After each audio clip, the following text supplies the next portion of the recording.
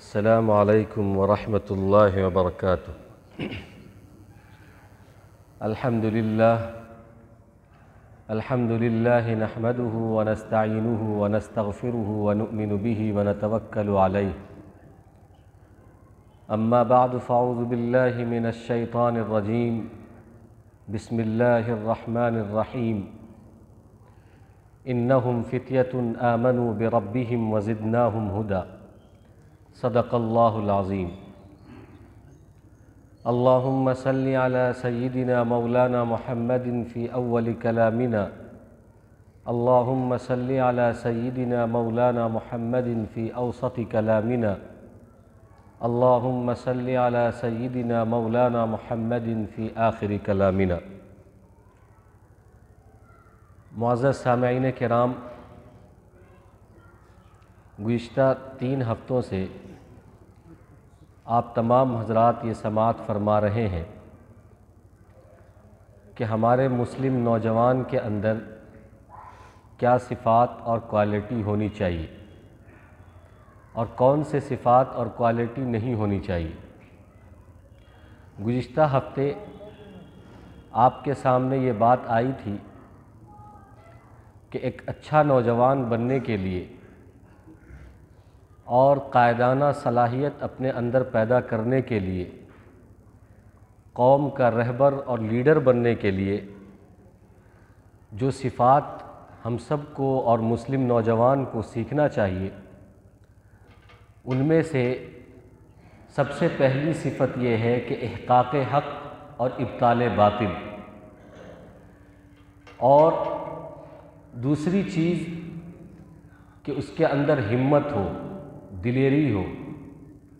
तीसरी चीज़ ये है कि अच्छी सोहबत हो, अच्छे दोस्त हों। चौथी चीज़ ये है कि वो समझदारी के साथ, अक्लमंदी के साथ काम करे। पाँचवीं चीज़ ये है कि हिकमत अमली के साथ काम करे। और छठी चीज़ ये है कि वो लायानी चीज़ से, फ़ुज़ूल चीज़ों से परहेज़ करें। मैं इसी गुफ्तगू को आगे बढ़ाता हूँ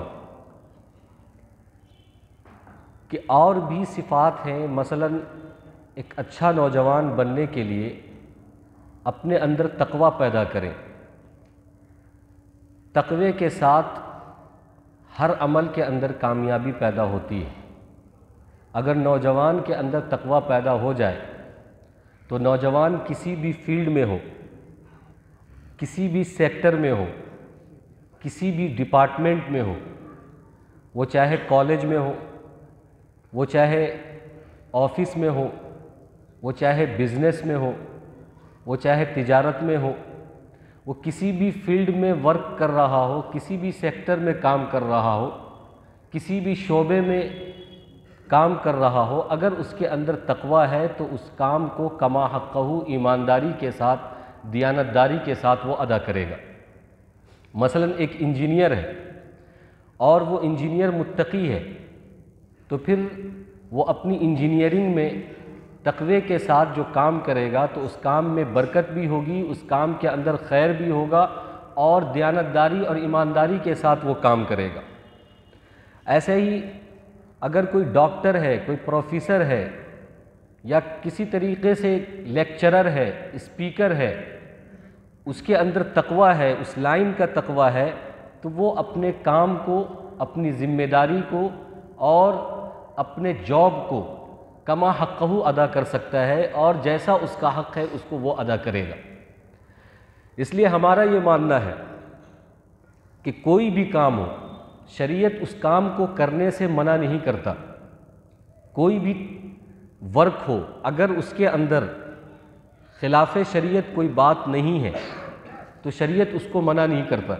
मसलन कोई डॉक्टर बनना चाहता है, शौक़ से बने। कोई इंजीनियर बनना चाहता है, शौक़ से बने। कोई प्रोफेसर बनना चाहता है, शौक़ से बने। कोई फ़ौजी बनना चाहता है, शौक़ से बने। कोई किसान बनना चाहता है, शौक़ से बने। हर वर्क में, हर फील्ड में, हर सेक्टर में शरीयत का लिहाज करते हुए शरीयत ने इजाज़त दी है। लेकिन सबसे पहली ज़िम्मेदारी ये है कि उस काम को तक़वे के साथ अदा किया जाए। उस काम को अल्लाह के डर और खौफ के साथ अदा किया जाए।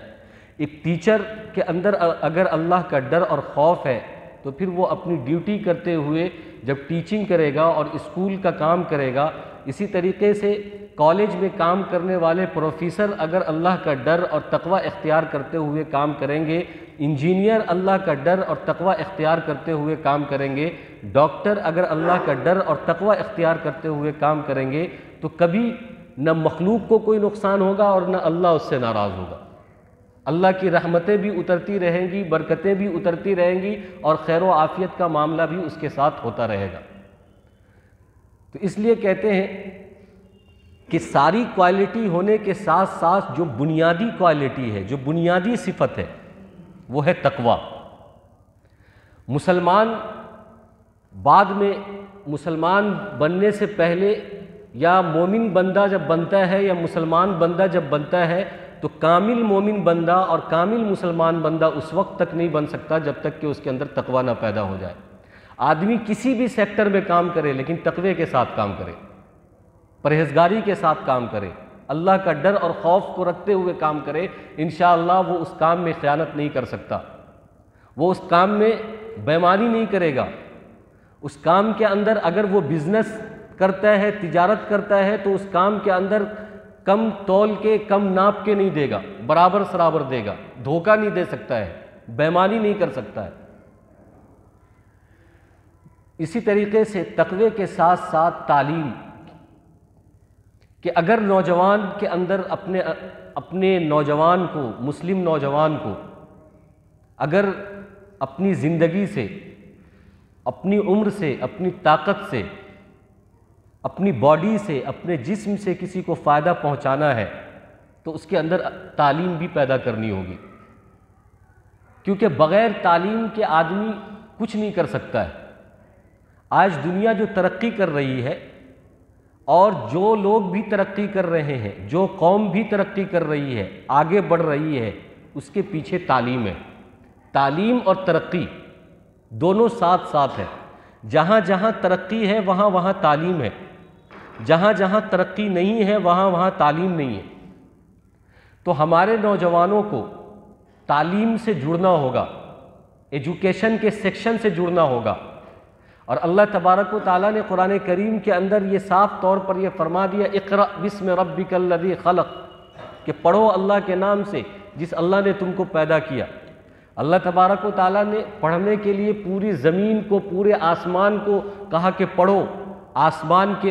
आसमान में क्या क्या चीज़ें हैं इसको भी पढ़ो, ज़मीन के नीचे क्या क्या चीज़ें हैं इसको भी पढ़ो, सय्यारात को पढ़ो, इल्म दीन को पढ़ो, इल्म दुनिया को पढ़ो, सियासी को पढ़ो, जोग्राफ़ी को पढ़ो और साइंस को पढ़ो, फ़लसफ़ा को पढ़ो, मंतिक को पढ़ो, रियाजियात को पढ़ो, सारी चीज़ों को पढ़ो। किसी चीज़ के पढ़ने से मना नहीं किया है। अल्लाह ने कुरान के अंदर फरमाया वख्तिलाफ़ु अल्सिनतिकुम व अलवानिकुम, कि ज़बानों का मुख्तलिफ होना, रंग और नस्ल का मुख्तलिफ होना, ये अल्लाह की कुदरत की अलामत है। इसलिए एक बंदा अगर कई ज़बानों का उलूम हासिल करता है, कई ज़बान हासिल करता है, मसलन कोई इंग्लिश भी पढ़ रहा है, अरबी भी पढ़ रहा है, सुरियानी ज़बान भी पढ़ रहा है, इब्रानी ज़बान भी पढ़ रहा है, इसराइली ज़बान भी पढ़ रहा है, हिंदी ज़बान भी पढ़ रहा है, मादरी ज़बान भी पढ़ रहा है, और सारी ज़बान का उसको हुनर है, फ़न है, सारी ज़बान पर उसको मिल्कियत हासिल है, उबूर हासिल है, तो ये बहुत अच्छी बात है। शरीयत इसको मना नहीं करता कि एक एक नौजवान कई कई ज़बानों का माहिर हो, कई कई ज़बान जानने वाला हो, ताकि वो इस्लाम को सही तरीके से रिप्रेजेंट कर सके। इंडिया में है तो उसको हिंदी ज़बान आनी चाहिए ताकि हिंदी ज़बान में वो इस्लाम को सही तरीके से समझा सके। अमेरिका में है तो उसको अंग्रेज़ी ज़बान आनी चाहिए ताकि इस्लाम को अंग्रेज़ी ज़बान में सही तरीके से समझा सके। अरब में है तो उसको अरबी ज़बान आनी चाहिए ताकि अरबी में वो इस्लाम को सही तरीके से समझा सके।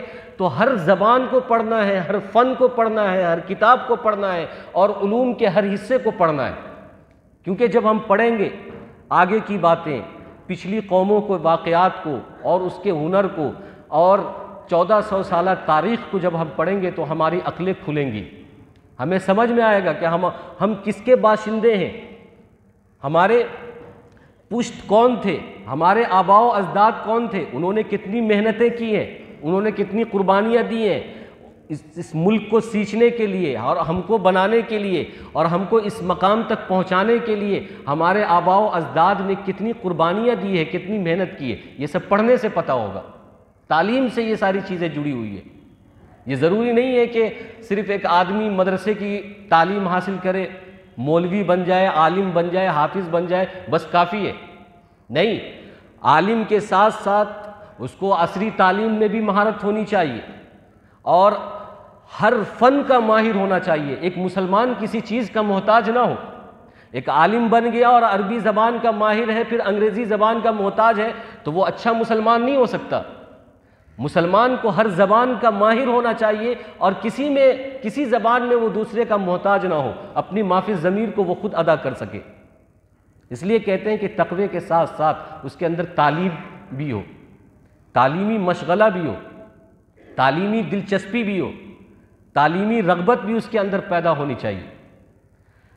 लेकिन ये दोनों चीज़ें जो मैंने आपके सामने अभी रखी कि तक़वा और तालीम कि जो हर मुस्लिम नौजवान के अंदर और हर मुसलमान के अंदर होना चाहिए, कमोबेश नहीं है।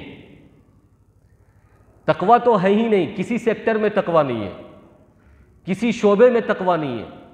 हर शोबे के अंदर बेईमानी हो रही है और हर शोबे के अंदर आदमी अपने हक़ को सही तरीके से अदा नहीं कर रहा, अपनी ड्यूटी को सही तरीके से अदा नहीं कर रहा। मैं किसी ख़ास फील्ड या किसी ख़ास वर्क का नाम नहीं लेता, क्योंकि हर वर्क जो है बेईमानी में डूबा हुआ है। हर वर्ग जो है अपने काम को सही तरीके से अदा नहीं करता। और तालीमी ये गुज़िश्ता 10-15 साल और 20 साल के अंदर मुस्लिम नौजवान के अंदर तालीमी गिरावट इतनी है कि उनको न दुनिया की तालीम से कुछ लेना देना है, न दीनी तालीम से कुछ लेना देना है। न वो दीनी तालीम पढ़ना चाहते हैं, न दुनियाही तालीम पढ़ना चाहते हैं। बस उनका एक मशगला है फैशन करना, शो ऑफ करना, हर चीज़ में शो ऑफ करना और फैशन करना, डिज़ाइनिंग करना, मॉडलिंग करना, जो मैं 3 हफ्ते से आपके सामने रखते हुए आ रहा हूँ। इन सब चीज़ों में वो ज़्यादा इंटरेस्ट ले रहे हैं, हालांकि उनको हर तालीम के अंदर, एजुकेशन के अंदर, तरक्की के अंदर दुनिया की नई नई चीज़ें जो नौ ईजाद चीज़ें हैं और उसको बनाने वाले हैं और उस पर अपनी अकल लगाने वाले जो साइंसदां और फ़लसफ़ी पैदा हो रहे हैं, तो अल्लाह तबारक व तआला ने और शरीयत ने तो साइंसदां होने से या फ़लसफ़ा पढ़ने से मना तो नहीं किया है, रियाज़ीदां होने से मना नहीं किया है। शरीयत ने मना नहीं किया है कि भाई आप साइंसदां नहीं बन सकते, आप फ़लसफ़ी नहीं बन सकते, आप प्रोफेसर नहीं बन सकते, आप रिसर्च नहीं कर सकते। आप शरीयत के दायरे में रहकर शरीयत का हक़ अदा करते हुए सारे फ़न को पढ़ सकते हैं, सारे फ़न को सीख सकते हैं। आप मौलवी भी बन सकते हैं, आप आलिम भी बन सकते हैं, आप कारी भी बन सकते हैं और आप इंजीनियर भी बन सकते हैं, आप डॉक्टर भी बन सकते हैं, हर फ़न को पढ़ सकते हैं। आपको पढ़ने से किसी ने मना नहीं किया है, न शरीयत ने रोका है, न हमारे कानून ने रोका है और न हमारे माँ बाप रोकते हैं और न ही कोई रोकता है। हर आदमी चाहता है कि हमारी कौम आगे बढ़े, तरक्की करे और तरक्की करने के लिए तालीम ज़रूरी है, कोई रुकावट नहीं है। लेकिन हम मेहनत करना नहीं चाहते हैं, हम पढ़ना नहीं चाहते हैं। हम दुनिया के लहव लाइब में, हम गेम खेलने में, वीडियो गेम खेलने में, पबजी गेम खेलने में, बिटकॉइन में और पता नहीं कौन कौन सी चीज़ें जो ऑनलाइन होती है उसमें हम अपना वक्त ज़ाय करते हैं, लेकिन आगे बढ़ने के लिए तालीम हासिल करना नहीं चाहते। तो ये जान लीजिए कि जिस कौम के अंदर तकवा ना हो, जिस कौम के अंदर तालीम ना हो, वो कौम कभी तरक्की नहीं कर सकती। और मैं बार बार कहता हूँ कि कौम का सरमाया नौजवान है। कौम उस वक्त तक कौम नहीं बनती जब तक कि उसके अंदर नौजवान ना हो। इसलिए कि कोई बचपन से खिताब नहीं कर सकता, बच्चा से खिताब नहीं कर सकता, बूढ़े से खिताब नहीं कर सकता। बचपना को भी निकाल दिया जाता है और बूढ़े को भी निकाल दिया जाता है। बचते कौन है? ये नौजवान बचते हैं। तो कौम जब भी बोला जाएगा तो इसका मतलब है कि इससे मुराद नौजवान है। तो नौजवान के अंदर अगर तकवा ना हो, नौजवान के अंदर तालीम ना हो, तो वो कौम आगे नहीं बढ़ सकती। हमारा ख्याल ये है, हम ये समझते हैं कि तकवा उसको हासिल करना चाहिए जिसकी शादी ना हुई हो, जो मौलवी है, जो आलिम है, जो हाफिज़ है, जो जमात में जाता है, जो 5 वक्त की नमाज़ पढ़ता है और जो बूढ़े हो गए उनके लिए तकवा है। वो अल्लाह से डरें, वो 5 वक्त की नमाज़ पढ़ें, वो सच बात बोलेंगे, वो झूठ नहीं बोलेंगे, वो बेईमानी नहीं करेंगे। हमने डिवाइड किया हुआ है। नौजवानों के लिए तकवा, नौजवानों के हिस्से में तकवा हमने रखा ही नहीं है। क्यों? इसलिए कि नौजवान का खून गर्म है, वो ज़हनी आज़ादी चाहते हैं, वो ज़बान की आज़ादी चाहते हैं, वो सोने की आज़ादी चाहते हैं, वो घूमने की आज़ादी चाहते हैं, वो रहने की आज़ादी चाहते हैं। तो हमारे माँ बाप और सरपरस्त का भी माइंड मेकअप है कि नौजवान के लिए तकवा नहीं है, जब बड़ा होगा तो देखा जाएगा, अभी तो इसका गर्म खून है। हालांकि होना ये चाहिए कि सबसे इम्पोर्टेंट और टर्निंग पॉइंट जो किसी भी इंसान का होता है वो नौजवानी का उम्र होता है, उसमें ही तकवा चाहिए। लेकिन हमारा माइंड ये मेकअप है कि मौलवी, इमाम, हाफिज, कारी और जमात में जाने वाले, दीन के काम से जुड़ने वाले, ये लोग मुत्तकी होंगे। इन लोगों को नमाज पढ़ना चाहिए, इन लोगों को सच बोलना चाहिए, इन लोगों को झूठ नहीं बोलना चाहिए, इन लोगों को दगा नहीं करना चाहिए।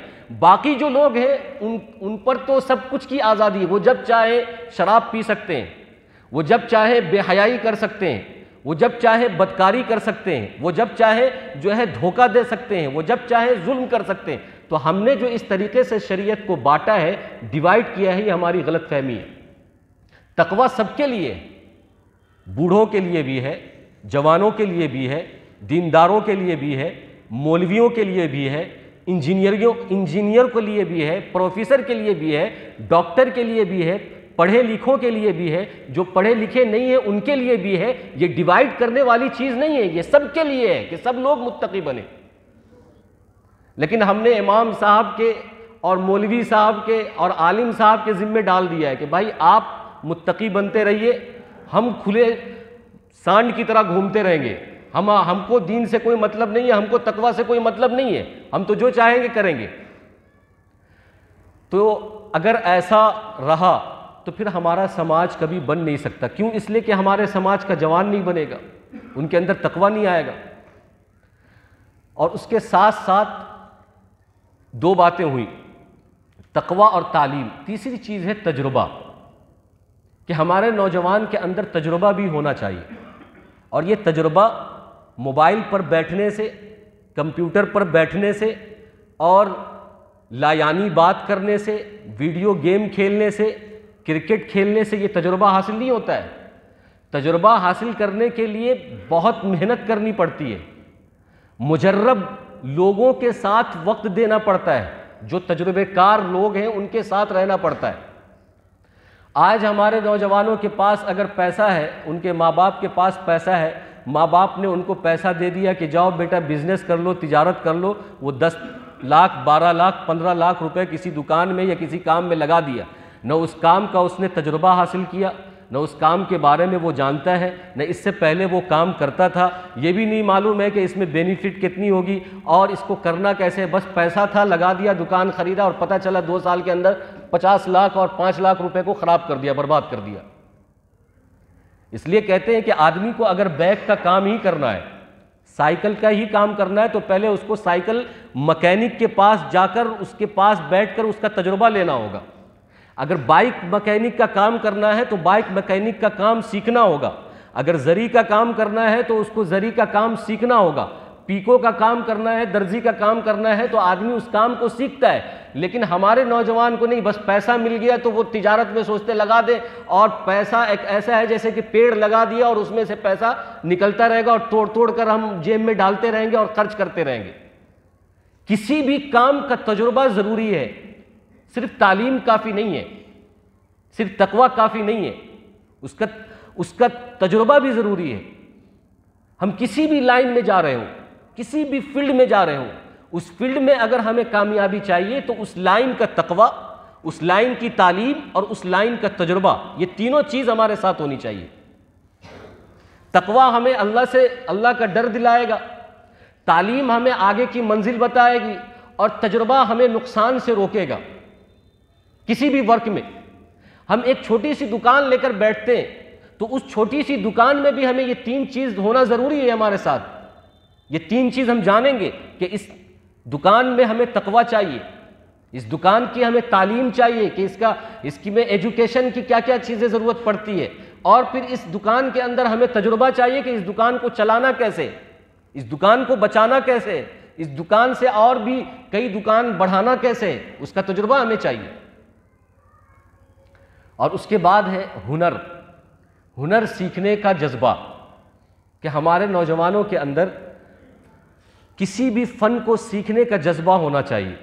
और हुनर सीखने के लिए कोई शर्म की बात नहीं है। आदमी जब हुनरमंद होता है और जब आदमी फनकार होता है तो वो कभी भूखा नहीं मर सकता। किसी भी न किसी फ़न को सीखना चाहिए। एक आदमी किसी कॉलेज से पास आउट होकर बैठ गया, उसको डिग्री नहीं मिल रही, उसको जॉब नहीं मिल रहा, तो उसको कोई ज़मीनी हुनर सीखना चाहिए ताकि वो कभी भिखारी ना बने, ताकि वो कभी किसी के सामने हाथ न फैलाए। उसके पास किसी न किसी चीज़ का हुनर होना चाहिए। उसको कपड़ा सिलने का हुनर होना चाहिए, उसको घर बनाने का हुनर होना चाहिए, उसको प्लम्बरिंग करने का हुनर होना चाहिए, उसको इलेक्ट्रिक का काम करने का हुनर होना चाहिए, उसको हर एक जो घरेलू काम है कम से कम उसका भी हुनर होना चाहिए।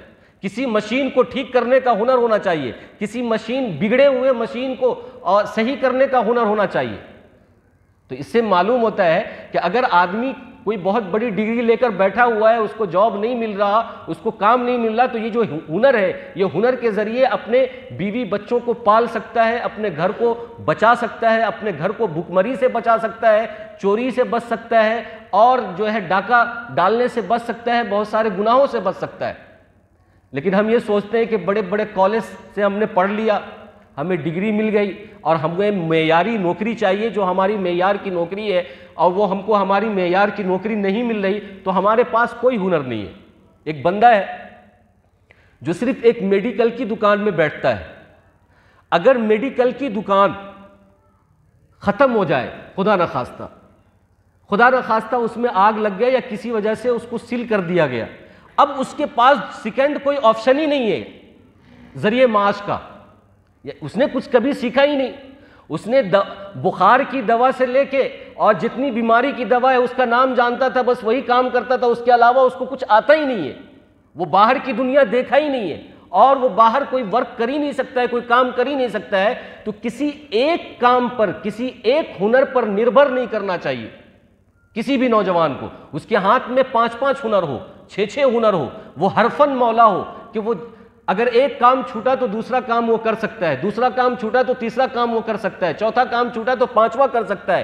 क्योंकि अगर ऐसा कोई नौजवान होगा तो वो कभी भूखा नहीं मरेगा, वो कभी बेरोजगारी की शिकायत नहीं करेगा, वो कभी जॉबलेस होने की शिकायत नहीं करेगा, वो कभी ये नहीं कहेगा कि महंगाई बहुत बढ़ गई है, अब हमको बेईमानी करनी पड़ेगी, अब हमको झूठ बोलना पड़ेगा, अब हमको लोन लेना पड़ेगा और हमको जो है जुल्म ज़्यादती करनी पड़ेगी, अब हमको चोरी करनी पड़ेगी, अब हमको डकैती करनी पड़ेगी। क्यों? इसलिए कि ये जॉबलेस नहीं है, ये हुनरमंद नहीं है।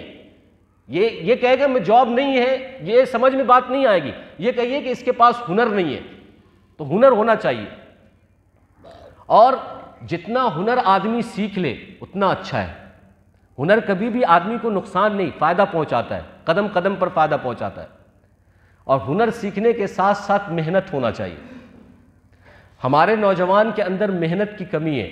हमारे नौजवान के अंदर क्या, हम सब के अंदर मेहनत की कमी है।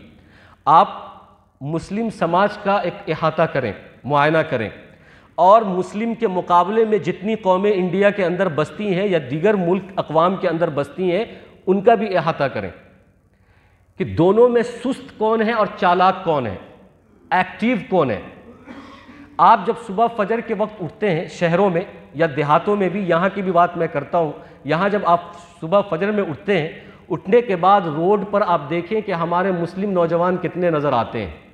खेत और खलियान में और मैदान में मुस्लिम नौजवान कितने नज़र आते हैं, हमारे मुस्लिम कौम के लोग कितने नज़र आते हैं, और मुस्लिम कौम के अलावा जो दीगर लोग हैं वो सुबह सवेरे कितने नज़र आते हैं। सुबह सवेरे 3 बजे 4 बजे उठकर मुस्लिम नौजवान कोई कुश्ती कर रहा है, कोई वर्जिश कर रहा है, कोई दौड़ रहा है, कोई CRPF और फौजी की तैयारी कर रहा है। और अगर कोई अधेड़ उम्र का मुस्लिम नहीं है, हिंदू है, अधेड़ उम्र की औरत हो या मर्द हो, तो कोई पार्क में दौड़ रहा है और कोई जो है बागीचे में दौड़ रहा है, कोई अपनी डायबिटीज़ के लिए चहलकदमी कर रहा है ताकि उसकी बीमारी ना बढ़े, और सुबह सुबह जो है ताज़ी ताज़ी हवाएं लेकर सुबह सुबह उठता है। हमारे मुस्लिम नौजवान की हालत क्या है और हमारी हालत क्या है? मैं इसमें सिर्फ मुस्लिम नौजवान की बात नहीं करता, पूरी मुसलमान की बात करता हूँ कि रात के 2 बजे तक 3 बजे तक टीवी देखेंगे, मोबाइल देखेंगे, रात के 4 बजे तक टीवी और मोबाइल देखेंगे, और अगर नहीं देख रहे हैं तो कम अज़ कम उल्टी सीधी गपशप करेंगे, और कहीं पर मीटिंग और नशिस्त हो रही है तो बातचीत करेंगे। आधी रात ऐसे ही गुजर जाएगी। हम सोते नहीं हैं, बहुत देर से सोते हैं। जब तहज्जुद का वक्त होता है, जब फजर की नमाज का वक्त होता है, तो हम और हमारे नौजवान सोते हैं। और जब पूरी दुनिया जाग चुकी होती है, जानवर जाग जाते हैं, मुर्गी जाग जाती है, बत्तख जाग जाते हैं, कोयल जाग जाते हैं, और ये सब चहचहा रहे होते हैं, पूरी दुनिया चहल पहल हो रही थी, और हमारा नौजवान खर्राटे मार रहा होता है, और इनको पता नहीं है आधी दुनिया कहां से कहां चली गई। 12 बज गया, 10 बज गया, पता नहीं कितना काम इसके अंदर हो गया, लेकिन हमारा नौजवान सो रहा है। न इसको अपने सेहत की फिक्र है, न इसको अपने तालीम की फिक्र है, न इसको अपने घर की फिक्र है, न इसको अपने जवानी की फिक्र है, न इसको अपने काम की फिक्र है। बस ये खाता रात में है और रात भर टीवी देखता है, गाने सुनता है, गेम खेलता है, और मोबाइल के अंदर फहश फहश चीज़ें देखता है, फहश फहश कहानियाँ सुनता है, और फिर सुबह को उठता है 10 बजे 12 बजे। ये इसके मेहनत का आलम है। आपको यहाँ पर यह भी बता दूँ कि जो आदमी रात में देर से सोएंगे और सुबह को देर से उठेंगे, उस आदमी के अंदर चुस्ती नहीं आ सकती है, वो आदमी चालाक नहीं हो सकता है, वो आदमी एक्टिव नहीं होगा। ये साइंटिफिक एतबार से भी मैं कह रहा हूँ कि अल्लाह के नबी सल्लल्लाहु अलैहि वसल्लम ने फरमाया, हम लोगों को ये तालीम दी कि रात में जल्दी सोया करो और सुबह जल्दी उठा करो। ये हमें तालीम है। अल्लाह के नबी सल्लल्लाहु अलैहि वसल्लम ने फरमाया कि नौमुस सुबही यमनउर रिज़्क़, कि सुबह का सोना ये रिस्क को रोक देता है, रिस्क को मना कर देता है सुबह का सोना। और 80% मुस्लिम आबादी सुबह को सोती है, 10 बजे तक सोती है। हमारे गांव का हम मुआयना कर ले, हमारे गांव में कितने फीसद लोग ऐसे हैं जो फजर की नमाज में, चलिए नमाज नहीं पढ़ते, उठते कितने बजे सुबह में, नमाज छोड़ दीजिए, सुबह में कितने बजे उठते हैं? 6 बजे, 4 बजे, 5 बजे। कितने फीसद आबादी मुस्लिम की सुबह 4 बजे या 5 बजे उठती है?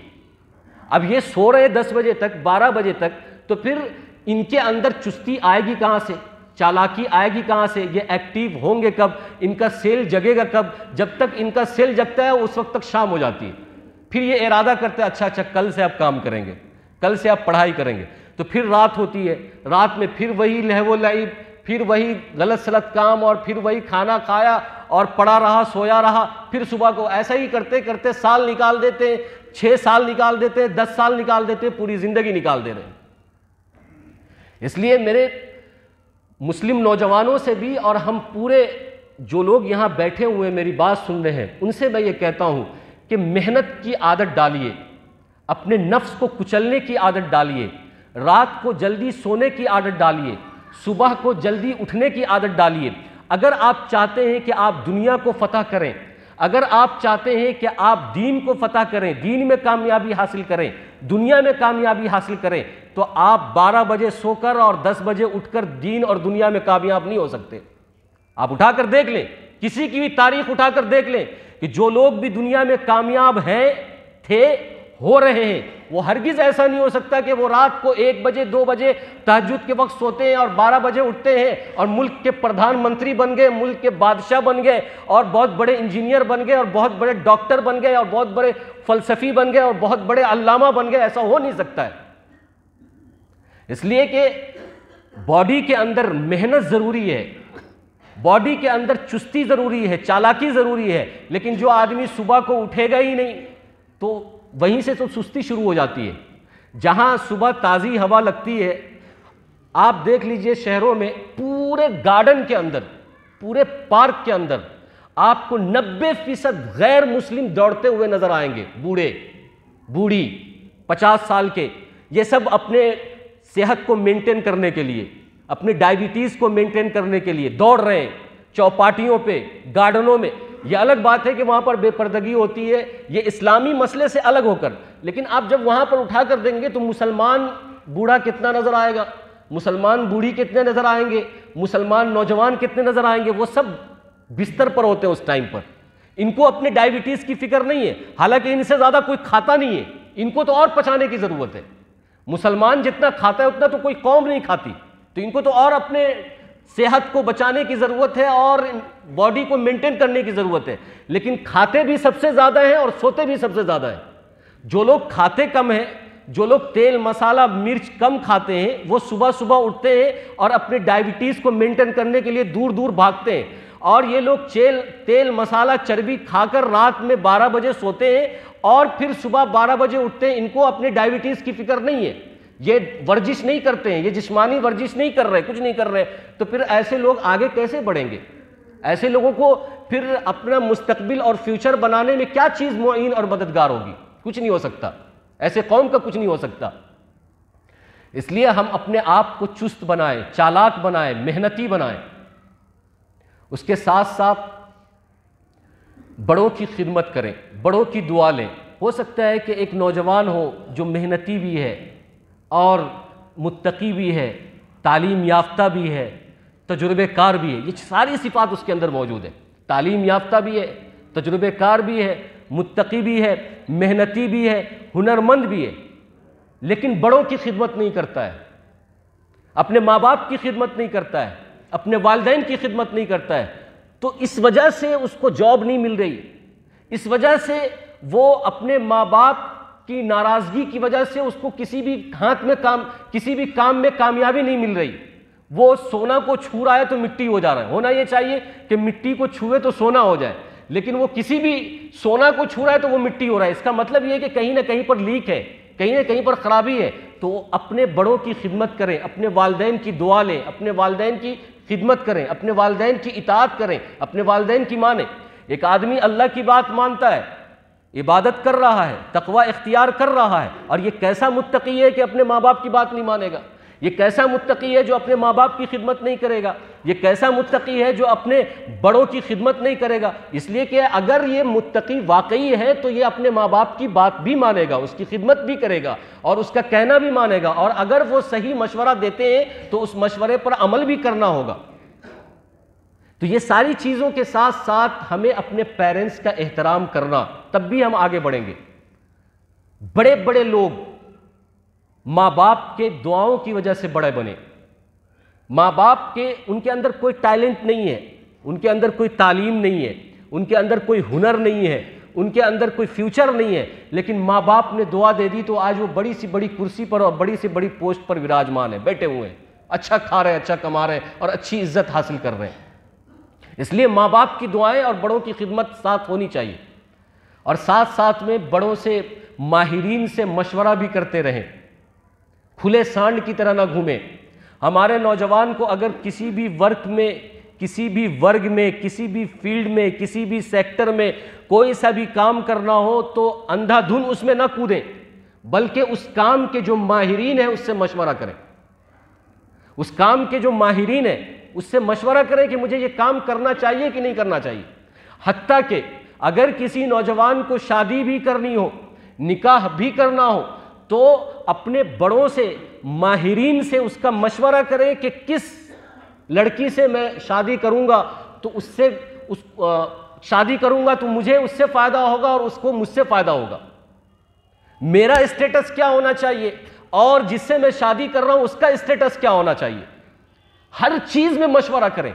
आज तो मशवरा करने का खत्म हो गया, रिवाज खत्म हो गया है। हर आदमी सोचता है कि मैं खुद बहुत बड़ा काबिल और बुकरात हूं, मुझे ही सब कुछ आता कुछ नहीं है, आता किसी को कुछ नहीं है, लेकिन हर आदमी यह समझे हुआ है कि मुझे सब कुछ आता है, मुझे किसी मशवरे की जरूरत नहीं, मुझे किसी माहिर की जरूरत नहीं, मुझे किसी तजुर्बे की जरूरत नहीं। बस अगर कुछ जरूरत पड़ा तो यूट्यूब पर देख लेंगे, अगर जरूरत पड़ा तो गूगल पर चेक कर लेंगे। भाई हर चीज यूट्यूब पर आपको नहीं मिलेगी, हर चीज आपको गूगल पर नहीं मिलेगी और हर चीज आपको नेट पर नहीं मिलेगी। उसके लिए मुस्तकिल एक माहिर होते हैं, उसके लिए मुस्तकिल एक फनकार होते हैं, उसके लिए मुस्तकिल एक तजुर्बेकार होते हैं। आप उनसे मशवरा कीजिए, उस लाइन का मशवरा कीजिए, फिर आप आगे बढ़िएगा। ये सारी चीजें ऐसी हैं जो हमारे नौजवान को आगे बढ़ने से रोकती हैं, तरक्की करने से रोकती हैं, उनको फ्यूचर बनाने से रोकती हैं, और इनके अंदर एक तरह का बुढ़ापन आ जाता है, इनके अंदर एक तरह का जो है सुस्तीपन आ जाता है। क्यों? इसलिए कि ये मशवरा करना चाहते नहीं, बड़ों की खिदमत करना चाहते नहीं, तालीम हासिल करना चाहते नहीं, मेहनत करना चाहते नहीं, तरबियत पाना चाहते नहीं, तक़वा इख्तियार करना चाहते नहीं, और फिर ये चाहते क्या है कि इनको एक महल मिल जाए और इनको खूब अच्छा सा जॉब मिल जाए और इनको एकदम आराम की ज़िंदगी हो, इनको कोई डिस्टर्ब न करे और इनके शान में कोई गुस्ताखी न करे। ये जब चाहे खाते रहें, जब चाहे सोते रहें। इनकी ज़िंदगी का मकसद है कि अच्छा से अच्छा खाना और खाओ पड़े रहो, कोई इनको डिस्टर्ब नहीं करे। तो ऐसे कोई कौम आगे बढ़ेगी क्या? ऐसे कोई कौम तरक्की कर सकती है? माँ बाप घर में परेशान है, बूढ़े माँ बाप 2 रोटी खाने के लिए परेशान है और बच्चा जो है शो ऑफ कर रहा है कि मैं फला कंपनी का जूता पहनता हूं और मैं 5,000 से कम का तो शर्ट पहनता ही नहीं हूं, जींस पहनता ही नहीं हूं, और घर में 2 लुकमे खाने के लिए लाले पड़ रहे हैं। तो बताइए, नौजवान की सोच ये है कि मुझे ब्रांडेड कपड़े चाहिए, ब्रांडेड शूट चाहिए और ब्रांडेड बूट चाहिए, और घर में खाने के लाले पड़े हुए, ये कुर्बानी देना नहीं चाहता है। भाई, जिंदगी फटे पुराने कपड़े से भी गुजर सकती है, जिंदगी मामूली सी जूते पहनकर भी गुजर सकती है, जिंदगी जो है 2 निवाले और दाल रोटी खाकर भी गुजर सकती है। जरूरी नहीं है कि पिज्जा बर्गर खाए तो ही जिंदगी गुजरेगी, जरूरी नहीं है। असल तो ये देखना है कि हमारे माँ बाप की हालत क्या है, मेरे घर में क्या हालत है। मेरे घर में जवान बहन बैठी हुई है, शादी की उम्र की है, बाप बूढ़ा हो गया है, उसकी शादी करनी है, ये हमारी जिम्मेदारी है। लेकिन नहीं, इसको सोने से फुर्सत नहीं है, इसको ब्रांडेड कपड़े पहनने से फुर्सत नहीं है, इसको वीडियो गेम खेलने से फुर्सत नहीं है। ये घर क्या संभालेंगे और ये दीन क्या संभालेंगे और ये कायद क्या बनेंगे, ये रहबर क्या बनेंगे। बात जरा कड़वी है लेकिन सच्चाई यही है, रियलिटी यही है कि हर आदमी शो ऑफ करने पर लगा हुआ है, दिखाने पर लगा हुआ है कि देखो मैं ऐसा पहन रहा हूं, देखो मैं ऐसा खा रहा हूं, ऐसा कपड़ा पहना, एक सेल्फी लिया और एक टिकटॉक वीडियो बना लिया, आप उस पर शो ऑफ कर रहा है कि देखो मेरी वीडियो देखो, मेरा जूता देखो, मेरा टी शर्ट देखो, मेरी टाई देखो। हर चीज़ पर एक सेल्फी ले रहा है और हर चीज़ को जो है सोशल मीडिया पर डाल रहा है और दिखा रहा है कि एक एक चीज़ को दिखा रहा है। ये सब चीज़ करने की ज़रूरत नहीं है। असल जो करने की चीज़ है वो ये है कि मेरा माँ बाप मुझसे खुश है या नहीं, मेरी आखिरत बन रही है कि नहीं बन रही, मैं कौम के लिए कुछ कर रहा हूं कि नहीं, कौम के लिए मैं कोई कुछ बुनियाद डाल रहा हूं कि नहीं, उनकी मदद कर रहा हूं या नहीं। मेरी ये जिम्मेदारी है कि मैं अपनी आखिरत को भी बनाऊं और मैं अपने अवाम के भी आखिरत को बनाऊं। ये मैं कर रहा हूं या नहीं कर रहा हूं। सेल्फी अगर नहीं ले रहा कोई बात नहीं है, टिकटॉक पे वीडियो नहीं बना रहा कोई बात नहीं, अगर मैं वीडियो गेम नहीं खेल रहा कोई बात नहीं है, अगर मैं बिटकॉइन में इन्वेस्ट नहीं कर रहा कोई बात नहीं है, शेयर मार्केट में अगर हम जरा नॉलेज नहीं है कोई बात नहीं। ये देखें कि हम कोई तामीरी काम कर रहे हैं कि नहीं कर रहे हैं, हमारे माँ बाप हमसे खुश हो रहे हैं कि नहीं हो रहे, हम कौम को आगे बढ़ा रहे हैं कि नहीं बढ़ा रहे, कौम हमारी आगे बढ़ रही है कि नहीं, कौम में तालीमी मिजाज पैदा हो रहा है या नहीं। जब हमारे अंदर तालीमी मिजाज नहीं है, हमारे अंदर तरक्की का मिजाज नहीं है, तो फिर हमारी जो आगे की नस्ल आएगी उसके अंदर तालीम और तरक्की का मिजाज कैसा होगा। आज हमारी जो दोस्ती होती है वो दोस्ती ऐसी होती है कि सब न्यूट्रल, सबके सब दीन के मामले में बिल्कुल जीरो, तरक्की के मामले में बिल्कुल जीरो, तालीम के मामले में बिल्कुल जीरो।